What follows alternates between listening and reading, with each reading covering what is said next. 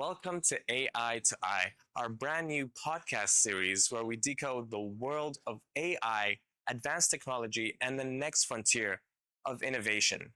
This is brought to you by the Advanced Technology Research Council. I'm your host, Ramsey, so let's get started.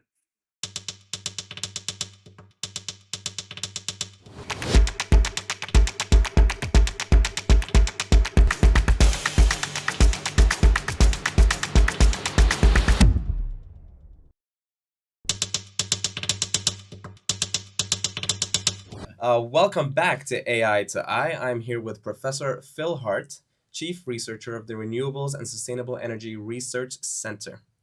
Quite a tongue twister. Yeah, you got that out all in one go. I'm trying to enunciate here. Are we thinking of shortening that? Maybe just renewables? Do you know there has been a move to shorten that, but we can't come up with a decent acronym. No? So, I'll send you three options by the end of the day. Just because I have to say it a lot. You got to get water in there as well. You got to take a sip to take it all out. Yeah. Oh, and water. Yeah, water. So it's water and energy. Everything. We thought about Water and Energy Research Center, but that's work. Is that? And then if somebody is short, somebody else is there. It becomes twerk, which is not a good thing. Which is or a good attention grabber. Yeah. Yeah, I work at twerk. I work at twerk. No. Like, okay. No, what do you do there? And then all of a sudden they're listening to your speech about what you do in sustainability. I don't know. No? I can see the logo immediately, which is not good. In purple. Nice. It's attention grabbing. And that's really what marketing is. Yeah. From a marketing point of view. But if I sawed my own leg off, that would grab people's attention. It might cost you your job. It might cost you your job, but that's a risk we're willing to take. There you go. Right. Okay. Well, down to the serious stuff. Semi-serious stuff. Okay. Well, not that serious. Well, I mean, it is a serious topic. It is the most important topic in the world. And specifically today, AI and sustainability is a very important topic. Mm-hmm. Obviously, what you've done and what you've been doing for the last 3 decades. Many years. Many years. Even though I look so young. Even though you look so... I don't know how you do it. I don't. You've got to share your routine. Clean living. It is clean living. We'll get the Professor Phil's routine right after this. You'll get my health routine. We'll get it. Please and thank you. Sustainability in general has just been such an important and pivotal topic in the last 3 decades, and more important so in recent times than before. And I say that because I'm sure you're gonna fill us in. But with the introduction of AI and the immense power that it needs to keep us all happily engaging with it and all of its applications. Yeah. I'm sure it puts a strain on energy consumption, which you can tell us. It kind of does, and it kind of doesn't. It's really easy to overblow it, right? Sure. So AI, so people conflate or put together AI and data centers, right? AI is housed in data centers, but data centers do other things as well as AI. Okay. Right? It's very hard to untangle that and say how much energy is specifically AI and how much is just data centers and all the other stuff they do. Right. So you can get good stats for data centers, and that's about 1.5% of global power consumption. But that includes way more than just AI. There's cloud computing. There's I don't know if you were winging it or something like that. You'd probably say half of it was AI, right? Okay. So it's less than 1%. Considerable amount. It's specifically for AI. Okay. The challenge is that's set to grow. Right? So we used to use a lot of energy training an AI model, and then not many people used it. Okay. So you had loads of energy to train it, not much to run it. And now everybody knows about AI, don't they? Right. And everybody's using it. And you're whacking into ChatGPT all the time. Of course. So we're reaching this point where that will change. So the amount of energy you need to train the model will still go up because they're getting more and more complex and bigger data sets and all that sort of stuff. But the amount of what they call inferences, the number of times you ask it a question and it goes away and does something, and the number of those is just going through the roof. Right. Yeah. So we're getting to the stage where it's all reversing, and it's the users asking questions and getting AI to do stuff. And it's starting to gobble up all the energy. Rather than training them directly, and that's just power consuming. So depending on who you talk to and what stats you use and stuff, by 2030 that should be up to maybe 3%. Right? Down to 3%. Up to 3% from 1.5%. Okay. Right. So if you still did 50% of it with AI, well, I don't know. If you take the 1.5% at the moment and say half of it's AI, Yeah. right? The big power user of data centers of the future is going to be AI. So it'll gobble up more than 50% of data centers. By 2030 at least. Yeah. So you can see AI's use maybe trebling and data centers maybe doubling. Okay. But it's still, it's still pretty small. I know you think of air conditioning loads. 1.5% of the world's consumption. Yeah. Okay. But, and there's the nuance, right? So globally, the spread of data centers isn't even, right? So you get big clusters of data centers, right? And it's true to say that they cluster around cities. Yeah. Mostly. Okay. Right? Because the power users are all in cities and stuff like that. Got to be on the grid. So where it's going to put a real strain on is those areas around cities that are already straining the grid. Yeah. By putting on these huge loads of data centers. Because you can think of a data center like the traditional ones maybe being the same as about 100,000 homes. Right? The new data centers, about 2 million homes. And the biggest one capacity. Right. So the same as one data center, same as 2 million homes. Yeah. Future ones are looking like, because they'll be so huge. It's exponential growth, right? It's just could be 5 million homes. 5 million homes. The same energy as 5 million homes in one data center. So you imagine that beside a city that's already kind of power limited and stuff because there's so many power users within it. That's where you start to have maybe your biggest challenges. Okay. So it's collections of data centers near cities. What about the data centers is the expensive part in power? Is it to keep them cool, or is it the actual AI using the power to power itself? Okay, you're straining my stats numbers, but I think 35% of it goes into cooling. Okay. Right? And the rest is trivial amounts going to lighting and all that sort of stuff, and then you're into the chips, right? So the chips. Servers, traditional servers, not really that hungry. Okay. A server rack full of AI GPUs, right, that starts to get really, really hungry. So one rack, I think the latest stat I saw was traditional AI server racks about 150 kilowatts, which is, I'll put that into two full car batteries, right? Two reasonable size cars running permanently. Right? Okay. I think the latest ones, because they're immensely more powerful, can go up to like 600 kilowatts, right? In the space of something that's much smaller than this table. Wow. And maybe 2 meters. That's a lot of power in a very small square footage. Into a tiny place. So and that's why it just gets really hot. That's why cooling gets to be a real challenge. I've seen they're building, or they've already built some kind of data centers in North Norway or Sweden in the cold weather. And then some of the natural weather does help with the cooling and reduces the price or cost. There's been a lot. There's been underwater data centers, right? So you just use the sea to cool it. Sure. There's talks of data centers in space because it's like super cool. Freezing, below freezing. Yeah. I think more. Okay, so there's a few different priorities when you're choosing where you put your data centers. Yeah. Right. You've got to have power. Obviously, in preference, you would be powering it with renewables or some sort of sustainable energy. Okay. So somewhere that has a lot of excess renewables would be really good. But it's also got to be connected to telecoms networks and stuff like that. Right. It's not just connected like us. It's a massive pipe that's got to go in. So that's why it has to be closer to the grid. So the power is from the grid. Yeah. The telecoms one is most of the internet is carried on submarine cables. Yeah. Right. So being close to those, so places like New York, Virginia, going into the south coast of the UK, going along certain Mediterranean coasts. Okay. Africa's not very well served, so you could predict clusters of data centers there for the near future. But you put them two together, and then preferably the third one, and this one's the really difficult one, is it's got to be as close as possible to the users if what you're asking it to do is time dependent.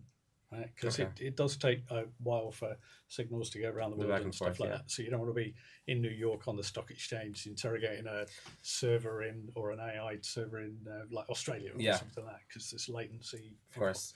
It's And not too then convenient. yeah, and then the fourth one is national security stuff. So you wouldn't want your staff or your government working on your data or your defense data or something Right. like that in somebody else's country. So, Right. Yeah. So put them all together, and that's probably the major choices. It's really complicated. Interesting. It is complicated, but It does. It does. it's get something that that might really keep you keep me in a job. keep you in a job, keep you in a job for years to come. Because Yeah. if AI is catching up and it's Yeah. requires more and more energy, and your job is to try to get us to net zero, Yeah, or as close as you can so possibly to can, try and make AI work, but without killing the planet. because AI is not going anywhere. No, I It's mean not. it's It's- only going to increase. No, it's increasing now. They're teaching it in Yeah. schools. What we have to do is make sure that there is enough renewable energy rollout Yeah. and enough grid connectivity to where the renewables produce the power to where it's needed To meet demand. to meet that demand, Right, which is the growing projected demand. anyway. Mhm. You know?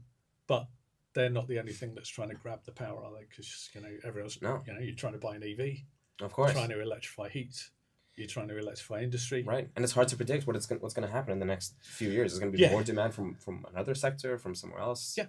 I mean, if you were looking at the big users of renewable energy, or who should use renewable energy, really, it's for cooling and for industrial heat.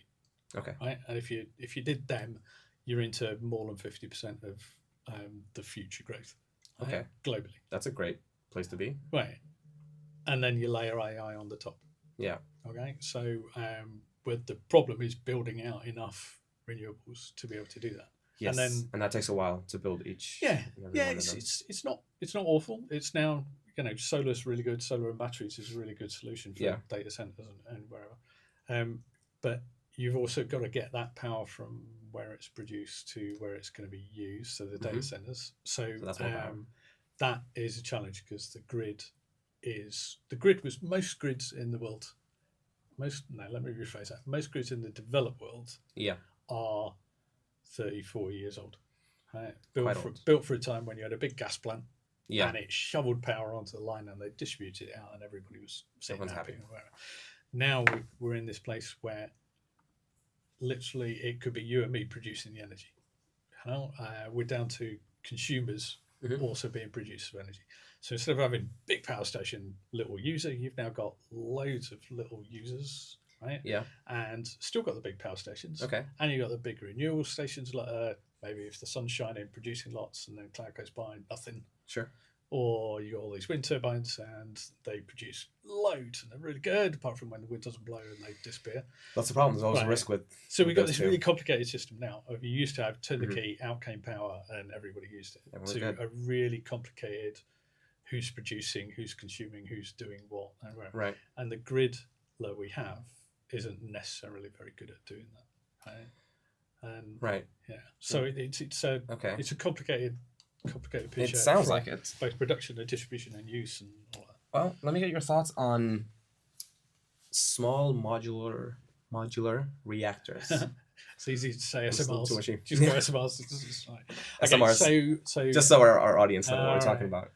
So if you build a nuke power station at the moment, most of the time you're looking at 10 years permitting, 10 years build.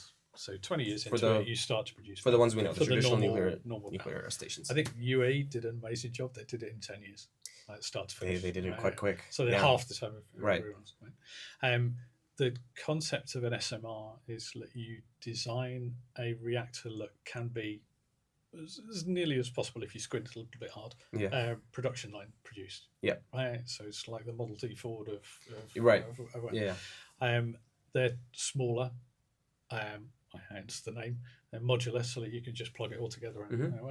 And they, in theory, could be put on the back of a big truck and taken to where you need the power, planted down, turn the key, and out comes loads of megawatts. Yep. So SMRs offer the opportunity to have big slugs of power just delivered. Sat by the side of a city, sat by the side of a data center, or whatever. And they're really clean. Right? So they'll last for decades. you've got the problem of dealing with the waste in the end. Yes. But that's the Achilles heel of all nuclear at the moment. That's tomorrow's problem. Yeah, but it's a good, clean option, and it will probably play a part. But we're a little way off yet. Okay.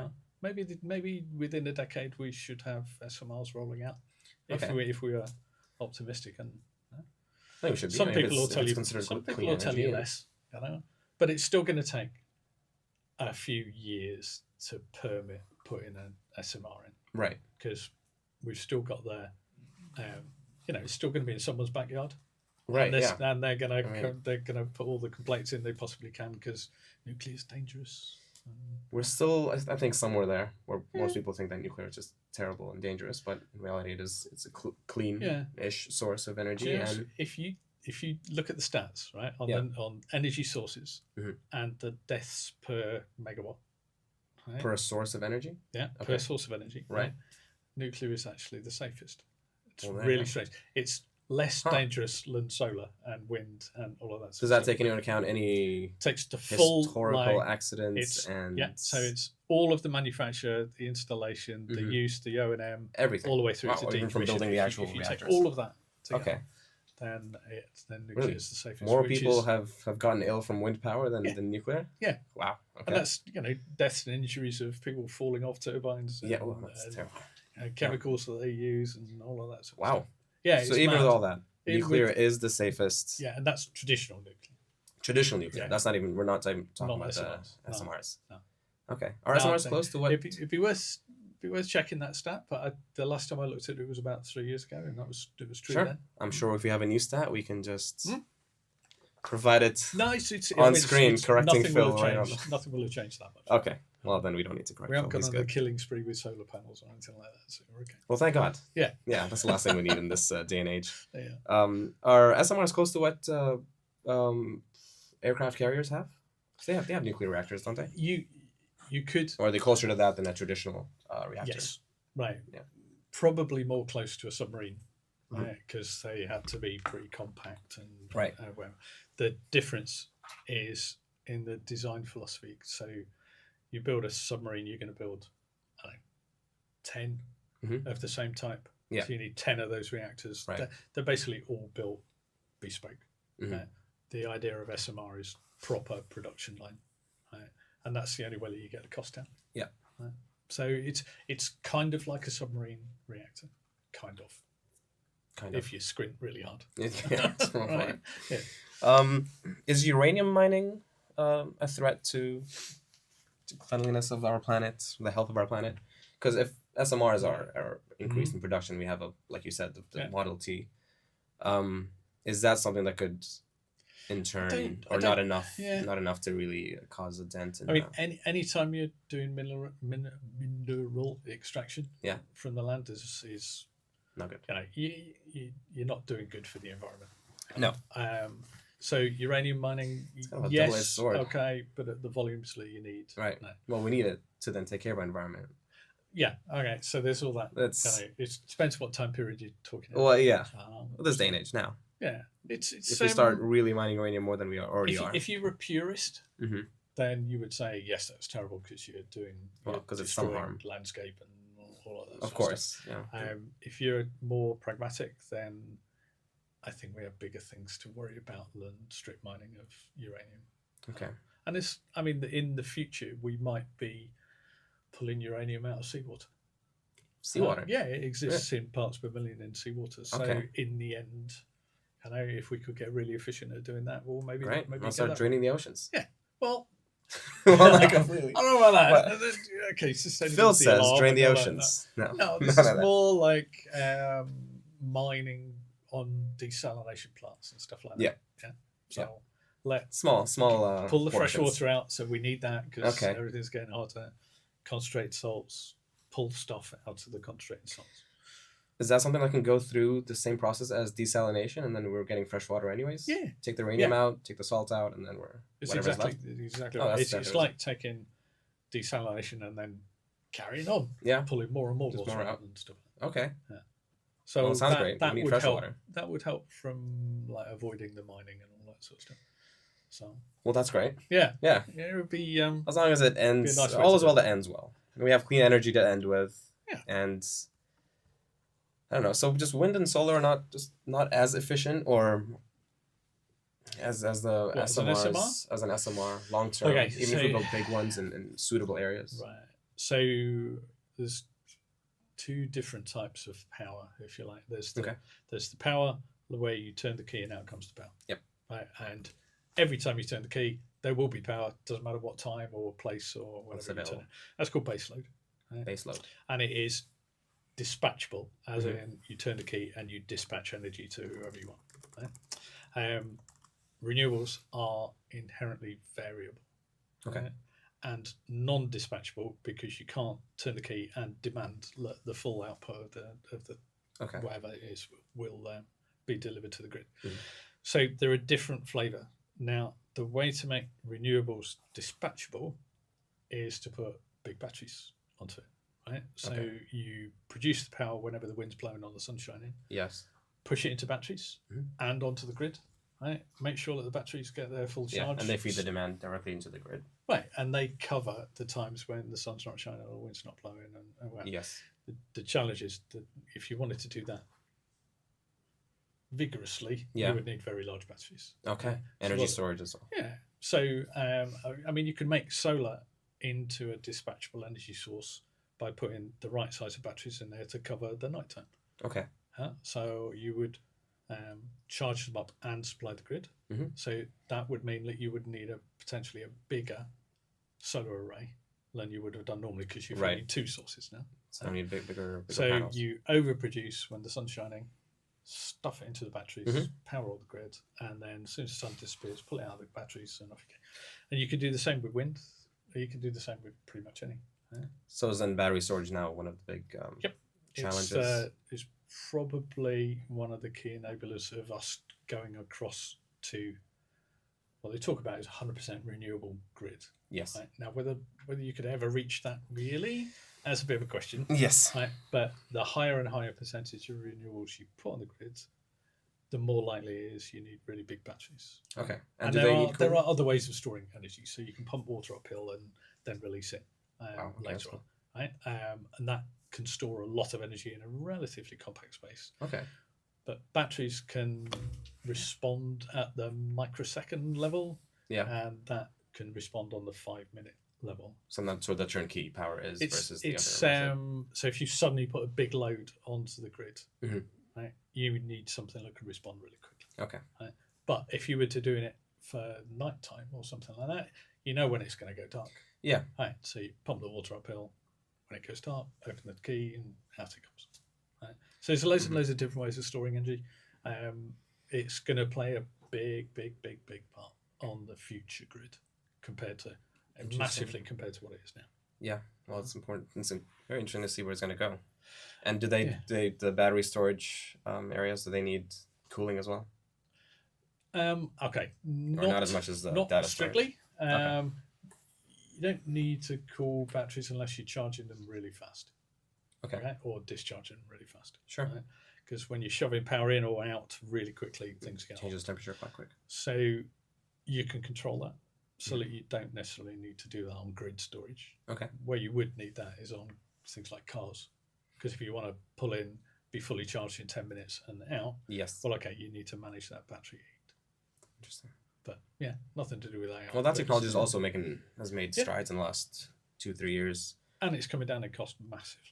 Which will help. Yeah. Your ultimate goal. Yeah. Yeah. There you go. It's got to be everyone's helping. Cost effective. The battery people, the renewable people, the EV people.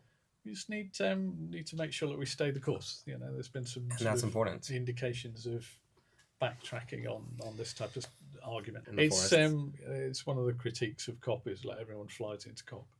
Yeah. Take the private jets out. Yeah. No, private jets we don't do. No. As long as you offset, you're okay. So as long as you offset. Well, you got to. If you go into somewhere like COP, you really should offset the carbon. Which is something you do. For your everyday drive as well. Yeah. Yeah. I've asked you about this already a couple of times, and I find it very interesting. And motivating. It's something that anybody can do. That is really a simple way to limit the damage that you do day to day to the plant. Right. And from what I remember, not as expensive as one would think. Costs me £10 a month. £10 a month. To offset 48 drums. Yeah. 48 To drums a offset month. everything about, well, okay, almost everything about my life. Almost. Yeah. The driving. So, yeah. No, but that offsets all the electricity I use in my house and the gas for heating and all that. And the house as well. Yeah. Yeah. That seems like a pretty fair thing. It's a bargain. Yeah, 48 drums for all that. And it lets you feel good. As long as you have peace of mind afterwards. Yeah. Especially someone in your field. Yeah. Yeah. Well, it's kind of like you can't drive a car and not do something like that if you work in my job. So yeah. That wouldn't be right. No, that's true. You got to cover your own tracks. Well, if everybody did it, we could be net zero tomorrow. If everyone did it. If everyone did it, right? And then every company did it. And because as long as basically net zero says, I am doing things to rectify all of the carbon that I release. It doesn't say I release none. No, it just balances says, out. It all balances out. Therefore, I'm doing no further damage, right? Right. Which is kind of not good enough because what you actually want to do is repair it. Exactly. We need an offset just in. But the first step is stop doing damage. Yes. Right? So if you as a person and everyone who listens to this offsets all of their emissions, well, you are inherently net zero. Right? There you go. And we'll let everybody else catch up by 2050. Now, it's the philosophical. In theory, it sounds great. Yeah. Yeah. It's perfect. The sort of philosophical thing that the purists go against is, well, you shouldn't do that. You should just stop emitting. Right? Well, ideally, in a perfect world, sure. If we can just turn it off tomorrow, okay. Yeah. But then what? What's going to power your home? What's going to... Well, I often ask them how they got to work and how do they think their clothes were made and did they brush their teeth this morning? Where did they get the power to even post that on the internet? There you go. They're like, oh, no, this is different. Yeah. This is... So it's different between pragmatism and idealism. Of course. Well, I think... But it's £10 a month. That's pretty... Most people could afford that. Yes, I think so. That's pretty fair and reliable. Yeah. And how did they plant trees? Yeah, so I buy into a scheme. Okay, so on offsetting, you have to be really careful, right? You have to. There's a few different criteria for it, but essentially, you must know that anything that you pay, would not have been done without you. Right. So it's this concept of additionality. Right. So if I pay into it and they plant trees with it, they will plant more trees, or they grow seaweeds with it, or they grow shrubs with it, or whatever. Okay. Right? So if you look around for the scheme, you have to be clear that they can prove to you that that's happening. And then the method that they do it is much less important, as long as they can prove that they are reducing your carbon footprint by X. Okay. And the one that I do that's trees and seaweeds. Perfect. Yeah. That kind of makes me happy. Every time I talk to you about it, I get excited about it, and then I sometimes forget. So I'm going to have to ask you for the link after. It feels like you know the research. You've done the research. Forest Carbon. Forest Carbon. Yep. Forest Carbon. There you go. Unpaid shout out. Yeah. Well, they're a charity. Buy into it. That's a charity? Okay, well then that's fine. Unless, no, that's fine. Forest Carbon it is. I will get into it. I promise you what the next time we talk, I will have a monthly subscription. Right. And try to offset as much as I can. It's probably gone up since I... Has it? I've been doing it for the good quite prices. long years. Okay. 25 years? No, how long have I been doing it? 12 years. 12? So 10, 12 years, I suppose. Which, it just doesn't seem like that much of a cost to offset everything that you do, especially if you drive a big car or if you... It's two Starbucks. There we go. Hello? 2 coffees. It keeps me, bright and shiny. 2 coffees a month. Yeah. It seems like a no-brainer. It does. You should do it. Why haven't you done it? It's no good all these nice words. You have to do don't have a good reason for you. I even told my friends about it the last time you told me about it. I was like, guys, we got to get on this. That was the age seems before, like a no-brainer. That was before GPT though, so maybe I need to up it to 20 quid a month. Yeah, probably. Now that I'm using AI for everything. Yeah, me too. I'm sure. It's got really good lately. Just over the last year or so, it's so good. Yeah, and especially now with creating images and videos, mm-hmm. some of them are scarily real. Yeah. Have you done the editing with it, where you do an image and then you go, oh no, I need a bit more of this, or a bit that's... You can do it right on the phone now. It's incredible. Straight from the gallery app now. You don't even need special apps. Yeah. Samsung or Apple or whoever. To watch Huawei. for the hallucinations. There are some hallucinations Oh, there, yeah. but it does a decent Yeah. job, Yeah. and But it's very just excited to see 10 where it's times going. more energy intensive than doing an internet search. So you Yeah. have to watch that. Do you feel a little guilty when you're doing high intensity 'cause or I high have- energy? Because I have set my life. Because So I don't feel okay, guilty, well so the rest of us should feel guilty, but You I guess should. Phil's doing all right. All right. Okay, fine. Well, I promise. By Okay. the next I'll time, hold you to it. I will send them some money. It's one of the many things you could do. I will. Well, I'll do that because it seems like you trust them, and that's enough for me. Yeah. I will. Good. Oh, I wanted to get your opinion. I was listening today to a podcast, and I've heard this a while ago. I don't know how far they are along this project, but Microsoft and another energy company has bought, or at least got the rights to revamp a nuclear facility 3 Mile Island. Yeah. 3 Mile Island, Yeah. Pennsylvania. Yeah. Yeah. Which is Uh-huh. cool. Yeah. What's Microsoft doing, buying a whole nuclear reactor and revamping it? Because it's been Yeah. off since 1979. Yeah. Because I think most people don't know that the U.S. did have a Yeah. nuclear meltdown or nuclear facility It's- issue. It wasn't as yeah. bad as Chernobyl. Yeah. But They managed to catch it before it went crazy. yeah, they caught it at an early stage, thank God. But it has been off since. Yep. At least not at full capacity, and from what I understand. Mhm. So Microsoft and this energy company are trying to revamp it, and they've getting their licenses and permissions from the city to do everything and to get it back and running because of specifically They need energy for AI. Yeah. So they're going to build a data center by the side of it. Right there. Yeah. Right on it. And why wouldn't you? Why not? I mean, there's a lot of space. It's not actually 3 miles though, but it's a good solution. Huh? As long as all of the regulations and operating procedures and all that sort of stuff are adhered to, then it's a great option. Yep. Because the alternative would be let they go out and build a polluting plant, which we don't need. No. Or they extend the life of a coal plant, or don't another gas plant, or oil plant, or whatever. So they've got obsolete, or I guess it can't be obsolete, otherwise they wouldn't be bringing it back. But they've got a facility that's built that just needs to be run properly and revamped to today's standards. It's already there. Yeah. So, it's one of those reuse things. Avoid, reuse, recycle, whatever. Reusing a nuclear power plant seems like a pretty logical thing to do. So if they can do it safely, and it avoids any thought of putting new fossil fuels into the market or prolonging the life of extending ones, absolutely go for it. Okay.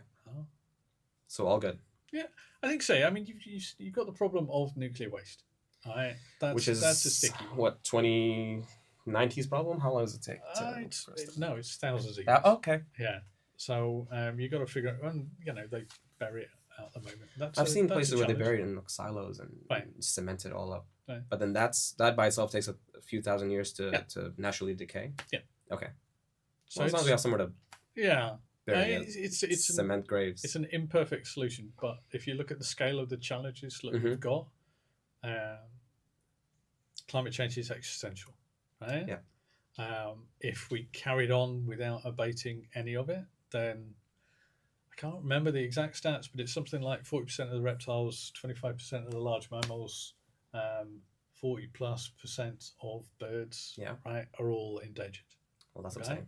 Coral is basically toast already. I hate that. Yeah. As someone who scuba dives, if you want to go see coral, go see it quick. Go see it now. Go see it now before it's all gone. I mean, Australia's one was almost completely bleached. Yep. The Great Barrier Reef. Yeah. So it's there's the threat of that, and what it's going to do to the planet is much more concerning than where the nuclear waste is going to melt away. Well, we rely on technology to fix net zero. Yeah. Well, okay, we'll fix that.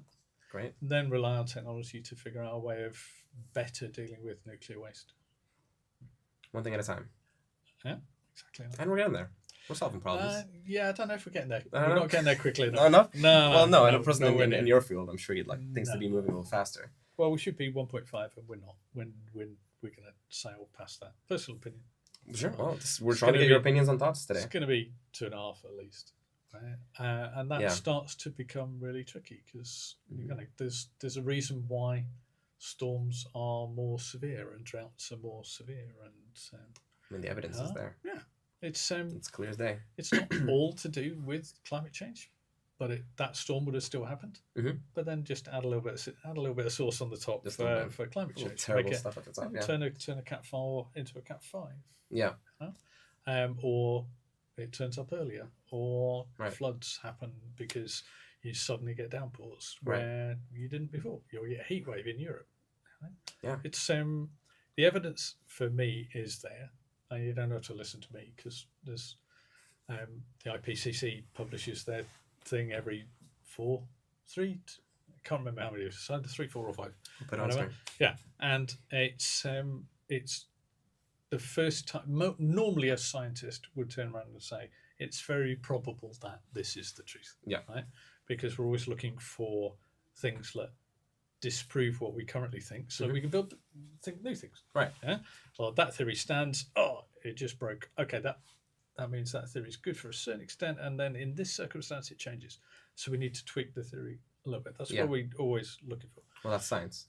4,000 scientists on the last IPCC report said there's no credible cause for climate change that isn't human related. Right? Wow. So it is us. It's us. It's not a question. No. I don't think it's a question anymore. It's us. We are the culprits of it. 100%. The question is, when do we stop it? Or when do we stop it getting worse? Yeah. And then if we can, how do we reverse it later on? Because I guess the key is, will we survive? Sure. I know we're resilient. We'll build whatever. We'll put in new air conditions. We'll do it around. But over the last few million years, we've evolved perfectly for the environment that we have. Yes. And what we're doing is we're changing that environment. So we're going to be in a place where we're not best comfortable at the very least. Right. Not surrounded by the things that we grew up with as a race. Yeah. All the trees and the animals and the birds and the fish and the whatever. So if we really want to go into this brave new world of, well, I wonder what that'll look like, well, then we should carry on doing what we're doing. That's pretty crazy to think about. That the planet essentially took however billions of years to become just perfect. 4.6 for us. 4.6 billion. Okay. For humans. Yeah. To have a comfortable life. And the weirdest thing is, to be even on this planet. We're the only thing, as far as we know, in the universe that can sit down and ask why we're here.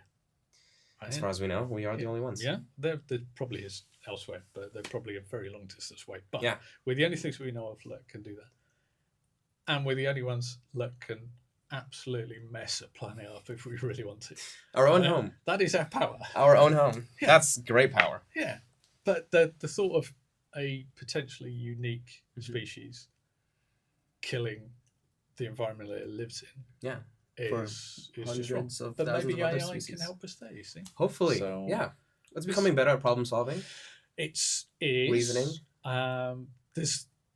So you got the two bits of AI. AI uses a load of energy, so we've got to fix that. So that's a problem. Right? On the other hand, there's what can AI do to help us fix it? Yeah. And there's a bunch of stuff on that. So we talked about the grid and shoveling power around to where it's actually needed from where it was produced. Right? Yep. AI can help us with that. Right? So it can make the grids much, much more efficient. Right? It can even make them more capable, weirdly, by doing nothing. Right? There's this, I can't remember what the term is, dynamic line allocation or management or something like that. Something like that, some TLA, right? So you can use AI to say what is the temperature and the weather and the current conditions and the power going along that line and how big is that line and all that sort of stuff. And traditionally what you would do is you would work out what's the maximum current that line, that power distribution line can carry on its worst possible day. Okay. And I'll never go over that, right? But then if it's really cold and the wind's blowing really hard and all that, you can actually put more power down that line because the environment will cool it and stuff like that. Right? Okay. So AI can actually make your grid more capable of pushing more power around if you use it to say, go look at the weather all the time. Yeah. Here's my network. Here's all the characteristics of all the cables and all of the whatever. Yeah.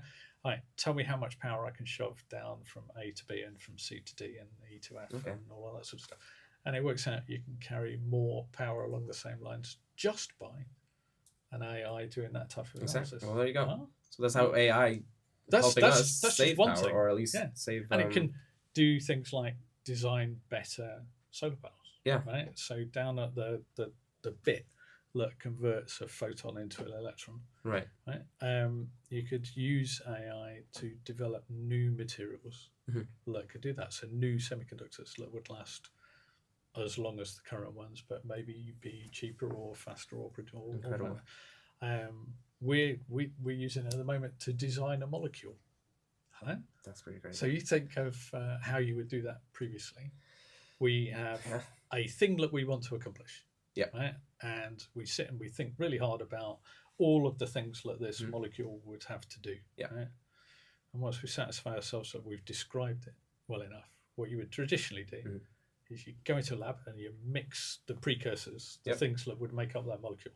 You'd mix them all together and give it a test. And that didn't work. Okay, so, all right, I'll take that one out and I'll replace it with this one. And that's what weeks and months and you carry on. Yeah, so each one of those, experimenting. Yeah, and you just churn away at it and stuff. Right. We're using it to design this molecule, and we've told it to go away and do 20,000 options. 20,000 different mixtures. And how long would that have taken you in real world time? A lifetime? Yeah, or more, right? Or more. It's doing it 20,000. It's doing it in 2 months. months. In 2 weeks? 2 months. 2 months. Yeah. Okay. And it's not just doing it; it's analysing it. It's telling us how it will behave, and it's then going to rank them to say, okay, out of the 20,000 we did, I don't know, 200 worked. Here's your top 5. You should really look at those because they're special in some way. Now, there's other way that you could possibly. So we can give AI a little bit of nudge in power now. It's going to increase the consumption, but long term, AI is going to be helping us do incredible things, and it already is. Yeah. So it's that balance, right? If it uses more power to produce those answers than we would have done normally, well, okay, it's a bad thing. If we can do stuff that we couldn't possibly do before, and that allows me to do something that I couldn't do before that offsets or gets rid of some fossil fuels over there, then life's good. There you go. So maybe long term, it's just a little tiny bump in our consumption. The big discussion topic out there is at the moment is how good can it get, how quickly, for how much power. How efficient we can get it ASAP. Yeah. Okay. And I was listening to a thing this morning. I reckon every year the power consumption of the same processing by an AI is halving.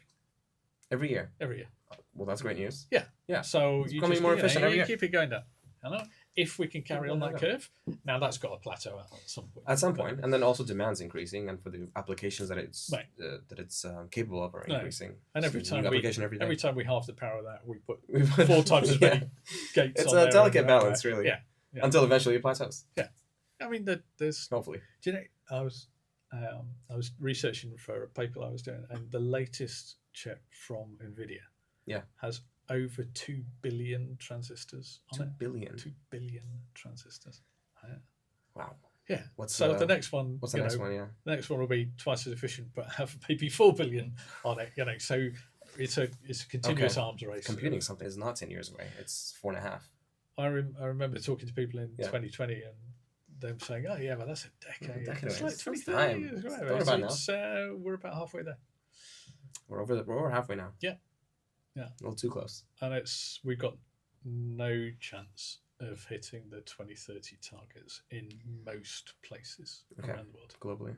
Especially with recent changes and recent emphasis. Right. I mean, I'm sure it's got to be a dynamic number. With everything changes, it's hard to predict everything. There's a point where, so if you're on a course and the line is going in the wrong direction, the sooner you turn it back, and head that downwards, the quicker it is you hit zero. Longer we wait, the longer you wait, the further you are away from zero, and it becomes harder and harder. Right. So we need to deviate from our course. Well, 2030 was there as a target to sort of go. Once we reach 2030, we have to be kind of at this type of place for it to be practical for us to hit 2050. Right. So it was a good benchmark. It was just a stake in the ground that says we can all measure ourselves at that point. But not enough has happened. There are few countries who could turn around and say they're on the right path. Really? Yeah. Okay. Very few. Well, good luck to them. Yeah. Yeah. May they be a beacon of hope and motivation for the rest. Well, yeah. And then we need everybody else to get on that. I'm sure it'd be very motivating to know if one complete nation has already reached net zero. Yeah, the tiny nations are the ones that is it easier for them to reach net zero? They're not really producing that much, or they don't have that power consumption. It's easy as long as there's somewhere windy or sunny or wherever. Then it's kind of, they're also the ones that are suffering the most. So you look at the Maldives. Right. I look at the Maldives because they Beautiful may be place. underwater soon. So yes, they are trying to help in their cause. Every time I go there, I see that they're building. Sorry. Get you every time you get there. Yeah. Sorry. Twice. Pop there for Twice. a weekend. Okay. Twice I've been there.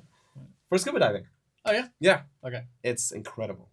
It's have you scuba dived before? I'm a scuba diving instructor. Right. There you go. Right. Scuba diving instructor.